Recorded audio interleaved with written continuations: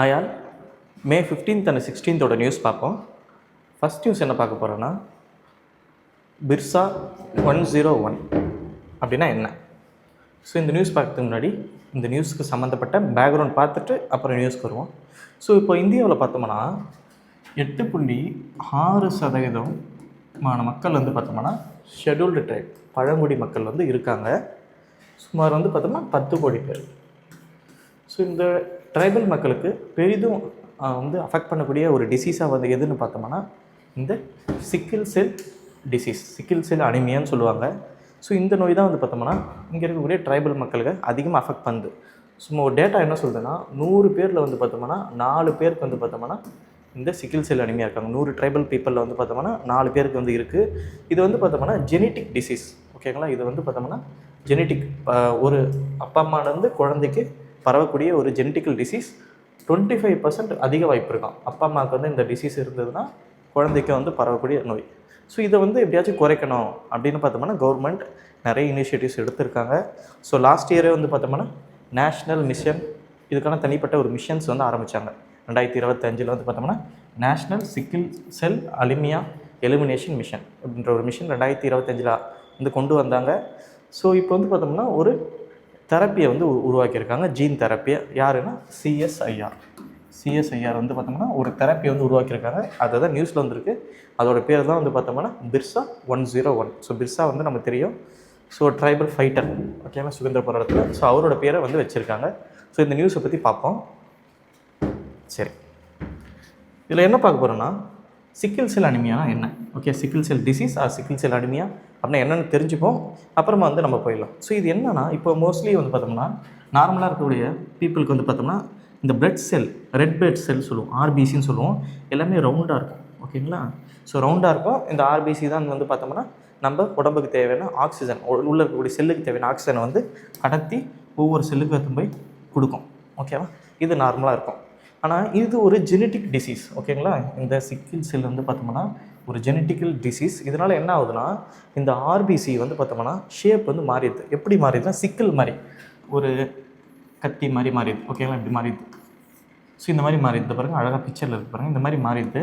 So இதனால் வந்து பார்த்தோம்னா, ஸோ இந்த மாதிரி மாறதுனால இதனால் வந்து பார்த்தோம்னா ஆக்சிஜன், போதிய ஆக்சிஜன் வந்து கடத்த முடியல, ஓகேங்களா? ஆக்சிஜன் எடுத்துன்னு போக முடியாதனால சிவியரான பெயின், ஆர்கன் டேமேஜ், முக்கியமாக வந்து பார்த்தீங்கன்னா கிட்னி, லிவர் இதெல்லாம் வந்து டேமேஜ் ஆக ஆரம்பிச்சிடும். ஸோ இவங்களால் வந்து பார்த்தோம்னா ரொம்ப நாள் வந்து வாழ முடியாது. ஸோ இதுதான் வந்து பார்த்தோம்னா இதில் ஒரு பிரச்சனையாக இருக்குது, ஓகே?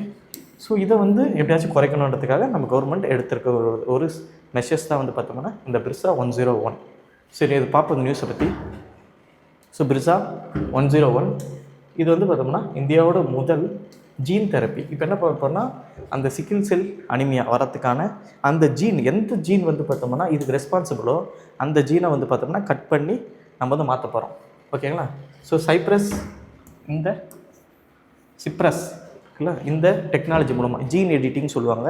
இந்த ஜீன் எடிட்டிங் மூலமாக வந்து பார்த்தோம்னா அந்த தவறான இருக்கக்கூடிய ஜீனை வந்து பார்த்தோம்னா சரி பண்ண போகிறாங்க. இதனால் வந்து பார்த்தோம்னா வரக்கூடிய இனிமேல் அந்த டிசீஸ் வந்து பார்த்தா முழுமையாக கட்டுக்குள்ளே கொண்டு வந்துடும். ஸோ இது யார் இந்த இனிஷியேட்டிவ் கொண்டு வந்தாங்கன்னா, மினிஸ்ட்ரி ஆஃப் ட்ரைபல் அஃபேர்ஸ், சிஎஸ்ஐஆரோட இன்னொரு இன்ஸ்டியூட், ஓகேங்களா, ஜெனட்டிக் அண்ட் இன்டிகிரேட்டிவ் பயாலஜி, இவங்களாம் சேர்ந்து இந்த பிர்சா 101ன்றதை உருவாக்கியிருக்காங்க. இதுதான் பிக்சர். ஸோ இது வந்து பார்த்தோம்னா, ஸோ இந்த சிப்ரஸ் காஸ்9 இருக்குல்ல, இது வந்து பார்த்தீங்கன்னா ஜீன் எடிட்டிங், ஒரு ஜீனை வந்து கட் பண்ண முடியும். ஸோ அப்படி கட் பண்ணுறது மூலமாக இந்த சிக்கிள் செல்லுக்கு உருவாக்கக்கூடிய அந்த ஜெனட்டிக், அந்த ஜீனை மட்டும் கட் பண்ணிவிட்டு அதை வந்து பார்த்தோம்னா சரி பண்ண போகிறாங்க. இதனால் வந்து பார்த்தோம்னா ஒரு டைம் அந்த பிளட்டை வந்து மாற்றுறது மூலமாக வந்து பார்த்தோம்னா இது முழுசாக வந்து பார்த்தோம்னா தவிர்க்கப்படும், ஓகேங்களா? இந்த சிக்கிள் செல் அனிமியா முழுசாக குறைக்க முடியும்னு கவர்மெண்ட் எடுத்திருக்காங்க. ஸோ இதுக்கு வந்து பார்த்தா நேம் என்ன வச்சுருக்காங்கன்னா, அந்த பிர்சா முண்டா இருக்கார்ல, அவரோட பேரே வச்சுருக்காங்க, ட்ரைபல் ஃபைட்டர். ஸோ இதுதான் பிர்சா 101, ஓகே? புரிஞ்சிருக்குன்னு நினைக்கிறேன். நம்ம அடுத்த நியூஸ் போகலாம். ஸோ அடுத்த நியூஸ் என்னென்னா, sugar export ban in India. இப்போ வந்து பார்த்தோம்னா இந்த சுகர் வந்து பார்த்தோம்னா இந்தியாவிலேருந்து ஏற்றுமதி வந்து தடை பண்ணியிருக்காங்க. ஏன் தடை பண்ணியிருக்காங்க, எதனாலன்றதை பார்ப்போம். ஸோ உலக அளவில் வந்து பார்த்தோம்னா சுகர் கன்சியூம் பண்ணுறதுல, ஓகேங்களா, சர்க்கரையை வந்து நம்ம வந்து கன்சியூம் பண்ணுறதுல பார்த்தோம்னா இந்தியா தான் லார்ஜஸ்ட்டு. உற்பத்தி பண்ணுறதுல, ஓகே, உற்பத்தி பண்ணுறதுல 2வது இடமா இருக்கும், ஓகேங்களா? பிரேசில் தான் ஃபஸ்ட்டு, நம்ம வந்து 2வது. அதே போல் வந்து பார்த்தோம்னா யூபி தான் வந்து பார்த்தோம்னா உற்பத்தி பண்ணுறதுல அதிகமாக வந்து பார்த்தோம் யூபி. உத்தரப்பிரதேஷ் தான் வந்து பார்த்தா இந்தியா அளவில் ஸ்டேட்டு. இதே ப்ரொடக்டிவிட்டி இப்போ வந்து பார்த்தா கரும்பில் வந்து பார்த்தோம்னா எந்த அளவுக்கு அந்த சாறு நம்ம வந்து எடுக்க முடியுது, சுக்ரோஸ் கண்டென்ட் அதிகமாக எடுக்க முடியுது பார்க்கும்போது தமிழ்நாடு 2வது இடம். நோட் பண்ணுங்கள், ப்ரொடக்டிவிட்டியில் தான் தமிழ்நாடு 2வது. ஓகே, அதே போல் வந்து பார்த்தீங்கன்னா ஒட்டுமொத்த உற்பத்தியில் யூபி, உலக அளவில் வந்து பார்த்தோம்னா பிரேசில், 2வது இந்தியா. கன்சியூமர் அதை வந்து நம்ம நுகர்வோர் எடுத்துக்கிறதுல பார்த்தோம்னா லார்ஜஸ்ட்டு நம்ம தான். இப்போ என்ன ஆச்சுன்னா நம்ம வந்து பார்த்தோம்னா இந்த சுகர் எக்ஸ்போர்ட் வந்து வேணாம் அப்படின்னு தடை பண்ணியிருக்காங்க. யார் இதை சொல்லியிருக்காங்கன்னா directorate of general foreign trade. அவங்க வந்து பார்த்தோம்னா எந்த ஒரு சுகரை வந்து பார்த்தோம்னா எக்ஸ்போர்ட் பண்ணக்கூடாது அப்படின்னு சொல்லியிருக்காங்க. ஏன் சொல்லியிருக்காங்க, எதனாலன்றதை நம்ம டீட்டெயிலாக பார்க்கலாம். ஒன்று வந்து பார்த்தோம்னா எல்னினோ. ஓகேங்களா, இந்த வருஷம் வந்து பார்த்தோம்னா எல்னினோ வந்து சொல்லியிருக்காங்க. ஸோ அதனால் வந்து பார்த்தா மழை பெய்யாது. மழை பெய்யலைன்னா கரும்பு பொறுத்த வரைக்கும் வந்து வாட்டர் இன்டென்சிவ் கிராப், அதிகமாக தண்ணி வந்து தேவைப்படும். ஸோ மழை பெய்யலைன்னா கரும்பு விவசாயம் பெருசாக பாதிப்பாகும். ஸோ நமக்கே வந்து பார்த்தோம்னா உள்நாட்டுக்கே வந்து பார்த்தோம்னா சுகர் கண்டென்ட் வந்து சுகர் வந்து உற்பத்தி ரொம்ப கம்மியாக இருக்க போகுது. 2வது வந்து பார்த்தோம்னா ஃபெர்டிலைசர். ஒரு பக்கம் வந்து பார்த்தோம்னா வெஸ்ட் ஏஷியாவில் வந்து பார்த்தோம்னா போர் பிரச்சனைன்றதுனால இந்தியாவுக்கு தேவையான ஃபெர்டிலைசர் நிறைய உரங்கள் வந்து பார்த்தோம்னா நம்மளால் இம்போர்ட் பண்ண முடியல. ஸோ சுகர் மாதிரி பிளான்ட்டுக்கு ஃபெர்டிலைசர் ரொம்ப முக்கியமானது. ஸோ இது ஒரு பிரச்சனையாக இருக்குது. 2வது இன்ஃப்ளேஷன். ஓகேங்களா, இன்ஃப்ளேஷன் பிரச்சனையாக இருக்குது. 3வது வந்து பார்த்தோம்னா நம்மக்கிட்ட இருக்கக்கூடிய ஸ்டாக்கும் வந்து பார்த்தோம்னா ரொம்ப குறைவாக இருக்குது. ஓகேங்களா, ஸோ நம்மளை பொறுத்த வரைக்கும் 24 மில்லியன் வந்து பார்த்தோம்னா நம்மளோட உற்பத்தி, நம்மளோட கன்சம்ஷன் நம்ம உட்கொண்டது பார்த்தோம்னா 28 மில்லியன். ஸோ கிட்டத்தட்ட ரெண்டுமே சமமாக தான் இருக்குது. அதனால் எக்ஸ்போர்ட் பண்ண வேணாம் அப்படின்ற முடிவுக்கு வந்து வந்திருக்காங்க. இந்த எக்ஸ்போர்ட் எத்தனை நாளுக்கு வந்து தொடரும்னா செப்டம்பர் மாதம் 30, 2026 இந்த எக்ஸ்போர்ட் வந்து பேன் வந்து தொடரும். ஓகேவா, இதுதான் ரீசன்ட் கவர்மெண்ட் கொடுத்துருக்காங்க. இது தானே சுகருக்கான மைய பற்றின நியூஸ்லாம் நம்ம பார்த்தோம். ஓகே, இந்தியா லெவலில் தமிழ்நாடு லெவலில் நம்ம எந்த இடத்துல இருக்குன்றதை பார்த்துட்டோம். ஸோ அடுத்த நியூஸ் போகலாம். ஸோ அடுத்த நியூஸ் வந்து பார்த்தோம்னா ஒரு இண்டெக்ஸ் வந்திருக்கு, ஹோல்சேல் ப்ரைஸ் இண்டெக்ஸ். ஸோ நம்ம எக்கானமியில் வந்து பார்த்தோம்னா எந்த அளவுக்கு இன்ஃப்ளேஷன் இருக்குது, எந்த அளவுக்கு பணம் வீக்கம் இருக்குன்றதை வந்து கண்டுபிடிக்கிறதுக்காக முக்கியமான இண்டெக்ஸ்லாம் விடுவாங்க. ஒன்று வந்து பார்த்தோம்னா சிபிஐ, கன்சியூமர் ப்ரைஸ் இண்டெக்ஸ்னு சொல்லுவாங்க. 2வது வந்து பார்த்தோம்னா WPI, ஹோல்சேல் ப்ரைஸ் இண்டெக்ஸ். இதில் வந்து பார்த்தோம்னா இன்ஃப்ளேஷன் எந்த அளவுக்கு இருக்குது, எந்த அளவுக்கு பார்த்தோம்னா பணவீக்கம் இருக்குன்றதை பார்ப்பாங்க. ஓகேங்களா, ஸோ ஒன்று வந்து பார்த்தா சிபிஐ, கன்சியூமர் ப்ரைஸ் இண்டெக்ஸ். இன்னொன்று வந்து பார்த்தா ஹோல்சேல் ப்ரைஸ் இண்டெக்ஸ். இதில் என்ன கொடுத்துருக்காங்க அப்படின்றத பார்க்கலாம். ஸோ இந்த ஹோல்சேல் ப்ரைஸ் இண்டெக்ஸ் இருக்குல்ல, இது வந்து பார்த்தோம்னா 8.3. ஸோ இதோட இன்ஃப்ளேஷன் எவ்வளோ இருக்குன்னா கடந்த 3 வருஷத்தில் இல்லாத அளவுக்கு இன்ஃப்ளேஷன் ஆகிருக்கான் இந்த ஏப்ரல் மாதம். ஓகேங்களா, ஸோ இது வந்து அவ்வளோ ஹையாக போயிருக்குன்றத சொல்கிறாங்க. ஸோ இது ஒரு நியூஸாக வந்திருக்கு. ஸோ 8.3 தான் ஹையஸ்ட் இது வரைக்கும் அந்த கடந்த 3 ஆண்டில் இல்லை. இதே போல் சிபிஐ பொறுத்த வரைக்கும் பெருசாக இன்ஃப்ளேஷன் இல்லை. ஓகேங்களா, 3.4 தான். ஏன்னா நம்மளோட இன்ஃப்ளேஷனோட டார்கெட் வந்து பார்த்தோம்னா 4%. ஆனால் நம்ம வந்து பார்த்தோம் 3.5. ஸோ கன்சியூமராக நம்ம வாங்கக்கூடிய நுகர்வோராக இருக்கும்போது இன்ஃப்ளேஷன் கரெக்டாக இருக்குது. ஆனால் ஹோல்சேலாக வாங்குகிறோம், ஒட்டுமொத்தமாக வாங்குறதுல பார்த்தோம் இன்ஃப்ளேஷன் ரொம்ப ஹையாக போயிருக்கு. ஓகேங்களா, ஸோ இதுதான் வந்து நியூஸாக வந்திருக்கு. ஸோ இது யார் வெளியிடுறாங்க, இதுதான் ரொம்ப முக்கியமான நியூஸாக இருக்கும். ஸோ WPI, ஓகேங்களா, இந்த ஹோல்சேல் ப்ரைஸ் இண்டெக்ஸை பொறுத்த வரைக்கும் யார் வெளியிடுவாங்கன்னா ministry of commerce and industries. ஓகேங்களா, அந்த மினிஸ்ட்ரி வந்து வெளியிடுவாங்க. எக்கனாமிக் அட்வைசர்ன்ற ஆஃபீஸ், இது வந்து ஹோல்சேல் பாருங்கள், ஹோல்சேல் பல்காக இருக்கும். அதனால் மினிஸ்ட்ரி ஆஃப் காமர்ஸ் அவங்க வந்து இதை வெளியிடுறாங்க. இது சிபிஐ பொறுத்த வரைக்கும் அன்றாட நம்ம பயன்படுத்தக்கூடிய பொருட்கள். ஓகேங்களா, நம்ம யூஸ் பண்ணக்கூடிய அன்றாட பயன்படுத்தக்கூடிய பொருட்கள். இதை எந்த மினிஸ்ட்ரி வெளியிடுவாங்க அப்படி பார்த்தோம்னா இது ministry of statistics and programme implementation. So பாருங்கள், 2 இண்டெக்ஸ்க்குமே வேறு மினிஸ்ட்ரி வெளியிடுறாங்க. நாம் வச்சுப்போம், இது மினிஸ்ட்ரி ஆஃப் ஸ்டாட்டிஸ்டிக்ஸ் சிபிஐ, இதை WPI பொறுத்த வரைக்கும் ministry of commerce and industries. So இந்த ஹோல்சேல் போது ஒட்டுமொத்தமாக இங்கே மார்க்கெட்டில் பல்காக வந்து நம்ம பயன்படுத்தக்கூடிய பொருட்கள் எல்லாத்தையும் வந்து இருக்கும். இதில் ஒன்லி பார்த்தோம்னா கூட்ஸ் தான் இருக்கும். ஓகேங்களா, கூட்ஸ் மட்டும் தான் இருக்கும், சர்வீஸ்லாம் இதில் கவர் ஆகாது, ஒன்லி கூட்ஸ். இதை ஹோல்சேல் ப்ரைஸ் இண்டெக்ஸ். இந்த பிக்சர் பார்க்கும்போது உங்களுக்கு கிளியராக எல்லாமே புரிஞ்சிடும். ஓகே, ஸோ அடுத்த நியூஸ் போகலாம். Advance medium compact aircraft programme facility. இப்போ வந்து ஒரு 5th ஜென்ரேஷன் ஏர்க்ராஃப்டை வந்து உற்பத்தி பண்ணுறதுக்காக ஒரு டெஸ்டிங் அண்ட் இன்டிகிரேட்டட் ஃபெசிலிட்டி, ஒரு ஆராய்ச்சி பண்ணக்கூடிய மற்றும் அதை உருவாக்கக்கூடிய ஒரு மையத்தை வந்து உருவாக்கணும் அப்படின்னு சென்ட்ரல் கவர்மெண்ட் வந்து பார்த்தோம்னா சில முக்கியமான இடங்களை வந்து தேர்ந்தெடுக்க பார்த்தாங்க. இதில் 2 இடம் வந்து பார்த்தோம்னா தேர்ந்தெடுத்தாங்க. ஓகேங்களா, ஒன்று வந்து பார்த்தோம்னா ஓசூர், இன்னொன்று வந்து பார்த்தோம்னா ஆந்திர பிரதேசில் புட்டபர்த்தி. இந்த 2 இடத்த தேர்ந்தெடுத்தாங்க. இதில் ஏதாச்சும் ஒரு இடத்துக்கு இந்த ஃபெசிலிட்டிஸை போகணும்னு. இதில் வந்து பார்த்தோம்னா ஆந்திரா வந்து ஜெயிச்சிச்சு. ஸோ ஆந்திர பிரதேஷ்க்கு வந்து பார்த்தோம்னா இந்த advance medium compact aircraft industries அந்த மாதிரி இண்டஸ்ட்ரீஸை உருவாக்கக்கூடிய அந்த இது வந்து பார்த்தோம்னா புட்டபர்த்தி ஆந்திராவுக்கு வந்து பார்த்தோம்னா செலக்ட் பண்ணிட்டாங்க. ஸோ இதில் வந்து பார்த்தோம்னா தமிழ்நாடு வந்து பார்த்தோம் ஓசூர் வந்து பார்த்தா செலக்ட் ஆகலை. ஸோ அதனால் இந்த நியூஸ் பார்ப்போம். இது என்ன ரீசன்ன்றது பின்னாடி எதுனா சொல்கிறாங்களான்றதை பார்க்கலாம். ஸோ இந்த இதில் என்ன பண்ண போகிறாங்கன்னா, so advance medium compact aircraft 5th generation ஓகேங்களா. இந்த ஏர்க்ராஃப்ட் இருக்குல்ல, இந்த ஏர்க்ராஃப்டை வந்து உற்பத்தி பண்ண போகிறாங்க, அதை பற்றி டெஸ்ட் பண்ண போகிறாங்க. இது DRDOவோட ஒரு முக்கியமான ஒரு திட்டம். கிட்டத்தட்ட இதில் வந்து 15,000 கோடி வந்து பார்த்தோம்னா இன்வெஸ்ட் பண்ண போகிறாங்க. 600 ஏக்கராக்கு மேலே தேவைப்படுது இதுக்கு. ஸோ இது வந்து பார்த்தோம்னா ஆந்திராவில் புட்டபர்த்தியில் இது வந்து செலக்ட் பண்ணிட்டாங்க, ஓசூரில் செலக்ட் ஆகலை. ஸோ இதுதான் நியூஸ். ஸோ அடுத்து பார்க்கலாம். ஸோ அடுத்து வந்து ரொம்ப முக்கியமான ஒரு ரிப்போர்ட்டு. இந்த ரிப்போர்ட்டை வந்து பார்த்தோம்னா மையப்படுத்தி மெயின்ஸ்லேயே வந்து கேட்கலாம். ஸோ என்ன ரிப்போர்ட்னா, the energy and resource institute. So இந்த எனர்ஜி அண்ட் ரிசோர்ஸ் இன்ஸ்டியூட் இருக்காங்க தெரி. இவங்க என்ன பண்ணுவாங்கன்னா, இங்கே இருக்கக்கூடிய எனர்ஜிஸை பற்றி ஓகேங்களா, முக்கியமாக ஆற்றலை பற்றியோ இல்லை எனர்ஜி கன்சர்வேஷனை பற்றி ரிப்போர்ட் வந்து அப்பப்போ வெளியிடுவாங்க. இப்போ என்ன ரிப்போர்ட் வெளியிட்டிருக்காங்கன்னா, இந்தியா நியூக்ளியர் எனர்ஜி விஷன். இப்போ இந்தியா வந்து பார்த்தோம்னா 2047க்குள்ளே எப்படி வந்து நியூக்ளியர் எனர்ஜி வந்து உற்பத்தி பண்ணணும், எவ்வளோ டார்கெட் வைக்கணும் அப்படின்னு சொல்லியிருக்காங்க. இவங்க என்ன சொல்லியிருக்காங்கன்னா 100 ஜிகாவாட் உற்பத்தி வந்து நம்ம 2047க்குள்ளே போய் அடையணும் அப்படின்னு ஒரு ரிப்போர்ட் வந்து வெளியிட்டிருக்காங்க ஓகேங்களா. இதுதான் வந்து இவங்க சொல்லியிருக்காங்க, 2047க்குள்ளே 100 ஜிகாவாட் வந்து நம்ம அடையணும், நம்ம வந்து கொண்டு வரணும்னு ஒரு ரிப்போர்ட் வெளியிட்டிருக்காங்க. இப்போ எவ்வளோ இருக்கும் அப்படி பார்த்தோம்னா, இப்போ வந்து பார்த்தோம்னா 8.8 ஜிகாவாட் உற்பத்தி பண்ணுறோம். ஒட்டுமொத்த எனர்ஜியில் 2.2%, ஒட்டுமொத்தம் ஆற்றலில் 2.2%, 8.8, மொத்தம் 25 ரியாக்டர் இருக்குது, 7 பிளான்ட் இருக்குது ஓகேங்களா. இந்தியாவில் வந்து 7 நியூக்ளியர் பவர் பிளான்ட் இருக்குது, அதில் 25 ரியாக்டர் இருக்குது. ஸோ என்ன கொஷின் வந்து கேட்கலான்னா, இந்த 7 நியூக்ளியர் பவர் பிளான்ட் எந்தெந்த ஸ்டேட்டில் இருக்குதுன்றது ஒரு கொஷினாக வரலாம். ஸோ தமிழ்நாட்டில் வந்து பார்த்தா 2 இருக்குது. ஒன்று வந்து பார்த்தா கல்பாக்கம், இன்னொன்று வந்து பார்த்தா கூடங்குளம். அதே போல் யூபியில் நோரா ஓகேங்களா, ராஜஸ்தான், குஜராத், மகாராஷ்டிரா, கர்நாடகா. ஸோ இந்த என்னென்ன சைட்டு ஓகேங்களா, அதை பற்றி நீ தெரிஞ்சு வச்சுங்க. 7 சைட்டு 7 ஸ்டேட் அப்படின்றத ஞாபகம் வச்சுக்கேன் ஓகே. ஸோ அதே போல் எது முதல் ஓகேங்களா. ஸோ தாராப்பூர் தான் வந்து பார்த்தா மகாராஷ்டிராவில் இருக்குது, அதுதான் இந்தியாவோட first nuclear power plant. So இதை பற்றி கொஞ்சம் டீட்டெயிலாக பார்க்கலாம். இதில் என்ன சொல்ல வராங்கன்னா இந்த ரிப்போர்ட்டில், ஸோ இந்த ரிப்போர்ட்டில் என்ன சொல்ல வராங்கன்னா, இந்தியாவில் வந்து நியூக்ளியர் எனர்ஜியை வந்து நம்ம அதிகமாக உற்பத்தி பண்ணணும் அப்படின்னு சொல்கிறாங்க. இப்போ வந்து பார்த்தோம்னா 8.8 இருக்கும் ஜிகாவாட்ஸ் இருக்கும். இதை வந்து 2047க்குள்ள 100 ஜிகாவாட் வந்து உற்பத்தி பண்ணணும்.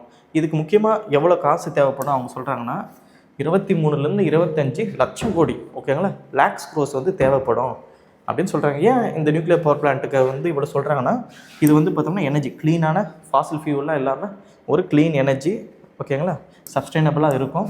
அட்வான்ஸ் டெக்னாலஜி மூலமாக சின்ன சின்ன நியூக்ளியர் பவர் பிளான்ட்லாம் நம்ம வைக்கலாம் அப்படின்னு சொல்கிறாங்க. எக்கனாமிக் க்ரோத்துக்கெல்லாம் வந்து பயன்படும் ஓகேவா அப்படின்றத சொல்ல வராங்க இந்த தெரி இன்ஸ்டியூட். ஸோ அடுத்து நம்ம பார்க்கும்போது பிலிம்ஸ் பாயிண்டர். ஸோ பிலிம்ஸ் பாயிண்டரில் நம்ம இம்பார்ட்டன்ட் கமிட்டிஸ் ஓகேங்களா, டேஸ் பற்றி பார்ப்போம். ஒரு கமிட்டி வந்து வந்திருக்கு நியூஸில். ஸோ உமன் எம்பவர்மெண்ட் கமிட்டி ஓகேங்களா, உமன் எம்பவர்மெண்ட் கமிட்டி. ஸோ பார்லிமெண்ட்டில் வந்து பார்த்தோம்னா ஒவ்வொரு வருஷமும் இந்த உமன் எம்பவர் கமிட்டின்றதை உருவாக்குவாங்க. இது எப்போ ஆரம்பித்தாங்கன்னா 1997 வந்து ஆரம்பித்தாங்க ஓகே. 1997 11வது லோக்சபாவில் இந்த கமிட்டி ஆரம்பித்தாங்க. இது முழுக்க முழுக்க பெண்கள் வந்து இருக்காங்க தலைமை தாங்கி. இதில் வந்து பார்த்தோம்னா நேஷ்னல் விமன் கமிஷன் கொடுக்கக்கூடிய ரிப்போர்ட்டு, விமனை பற்றி ஏதாச்சும் பில் வந்தால், விமனுக்காக ரைட்ஸ்க்காக இவங்க வந்து பார்த்தோம்னா இந்த கமிட்டி வந்து எல்லா ஆராய்ச்சியும் பண்ணுவாங்க ஓகேவா. இதுக்கு யார் சேர்மன், இதுதான் கொஷின். இதுக்கு யார் சேர்மனாக அப்பாயின்ட் பண்ணியிருக்காங்க, ஸோ இதுதான் வந்து கேட்பாங்க. ஸோ டி புரந்தேஸ்வரி ஓகேங்களா. So D Purandeswari. ஸோ இவங்க வந்து பார்த்தோம்னா சேர்மனாக அப்பாயின்ட் பண்ணியிருக்காங்க. இந்த கமிட்டி மொத்தம் வந்து பார்த்தோம்னா லோக்சபாவில் 18 பேரும், ராஜ்யசபாவில் 10 பேரும் இதில் வந்து மெம்பராக இருப்பாங்க. ஸோ ஆக மொத்தம் 28 பேர், லோக்சபாவில் 18, இதில் வந்து பார்த்தோம்னா 10 பேர். ஸோ புரந்தேஸ்வரின்றவங்க தான் வந்து இதுக்கு சேர்பர்சனாக இந்த 2026-27க்கு அப்பாயின்ட் பண்ணியிருக்காங்க. ஸோ ஞாபகம் வச்சுக்கோங்க, கமிட்டி எப்போ ஆரம்பித்தாங்க, இப்போ யார் சேர்மனாக இருக்காங்க ஓகே. ஸோ லாஸ்ட்டாக நம்ம பார்க்கும்போது மெயின்ஸ் பாயிண்டர். ஸோ மெயின்ஸ் பாயிண்டரில் வந்து பார்த்தோம்னா இன்றைக்கி நம்ம ட்ரைபல் பற்றி பார்த்தோம் ஓகே, ட்ரைபல் மக்கள் பார்த்தோம். ஆல்சோ அவங்களுக்கான என்ன ஸ்கீம்ஸ்லாம் கவர்மெண்ட்டில் விட்டுருக்காங்கன்றதை இன்றைக்கி ஒரு தீமேட்டிக்காக பார்க்கலாம். ஸோ இந்தியாவில் பார்த்தோம்னா ட்ரைபல் பீப்புளுக்காக முக்கியமாக அவங்களுக்காக இருக்கக்கூடிய மினிஸ்ட்ரி வந்து பார்த்தோம்னா ministry of tribal affairs.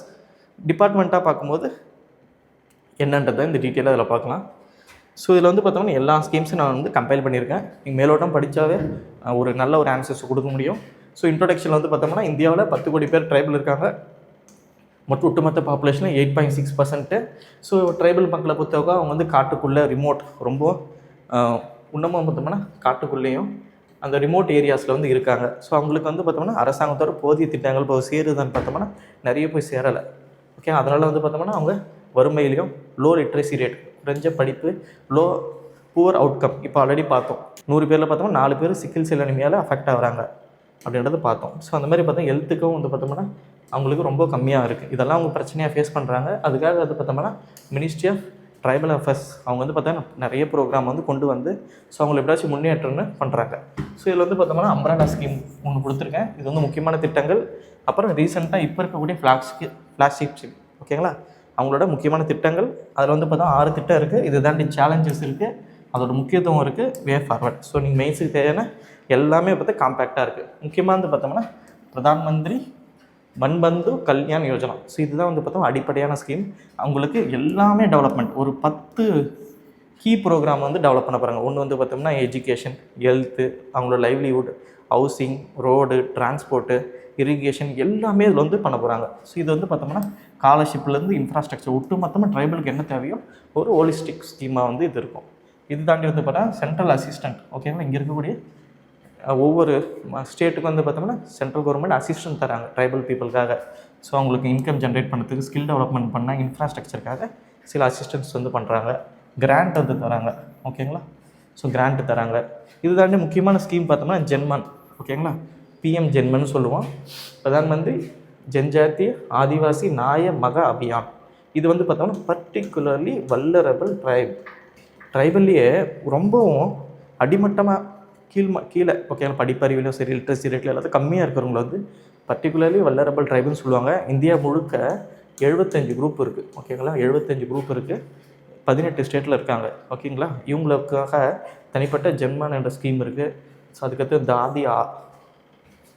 தாதியாப ஜன்ஜாத்திய scheme இருக்குது. இதில் வந்து பார்த்தோம்னா 63,000 வில்லேஜை வந்து தேர்ந்தெடுத்து அந்த 63,000 வில்லேஜில் வந்து பார்த்தோம்னா எல்லா இன்ஃப்ராஸ்ட்ரக்சரையும் வந்து பார்த்தா மேம்படுத்துகிறாங்க, ஓகேங்களா. ஸோ இந்த மாதிரி பிஎம் ஜுகா இது வந்து பார்த்தோம்னா ஒவ்வொரு வில்லேஜும் சஸ்டைனபிளாக டெவலப் பண்ணுறதுக்கான ஒரு ஸ்கீமு. இது தாண்டி பார்த்தோம்னா எஜுகேஷனுக்கு வந்து பார்த்தோம்னா உங்களுக்கு மாடல் ஸ்கூல்ஸ் இருக்குது, இஎம்ஆர்எஸ் மாடல் ஸ்கூல் இருக்குது. லைவ்லிஹுட்டுக்கு வந்து பார்த்தோம்னா ட்ரைஃபைட் இருக்குது. டிஜிட்டல் இனிஷியேட்டிவ்க்கு வந்து பார்த்தோம்னா நிறைய ட்ரைஃபைட்லேயே வந்து போர்ட்டல்லாம் உருவாக்கியிருக்காங்க. இதுதாண்டி பேசிக்கான அவங்களுக்கு என்ன தேவையோ, ஓகேங்களா. இதை ரோடுனா வந்து பார்த்தோம்னா நமக்கு கிராம் சடக் இருக்குது, ஹவுசிங்க்கு வந்து பார்த்தோம்னா ஆவாஸ் யோஜனா இருக்குது, ஹெல்த்துக்கு ஆயுஷ்மான் பாரத் இருக்குது, வாட்டருக்கு ஜல்ஜீவன் மிஷன், எலக்ட்ரிசிட்டிக்கு சௌபாகியா. இதெல்லாம் வந்து பார்த்தா மற்ற மினிஸ்ட்ரி இருந்தாலும் அது ட்ரைபல் மக்களுக்கும் பயனடையுது. இதுதாண்டி என்ன சேலஞ்சஸ்ன்னு பார்க்கும்போது அவங்க தனிப்பட்ட முறையில் இருக்காங்க, ஓகேங்களா. அது ஒரு சேலஞ்சஸாக இருக்குது.